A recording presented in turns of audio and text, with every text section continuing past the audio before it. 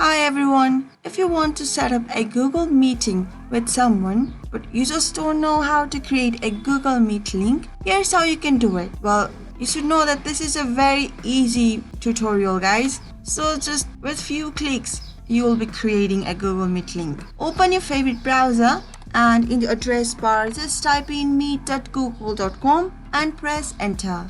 Now, there is a sign in button at the top right corner. Just click on this and follow these instructions to get your Google account signed in. Alright?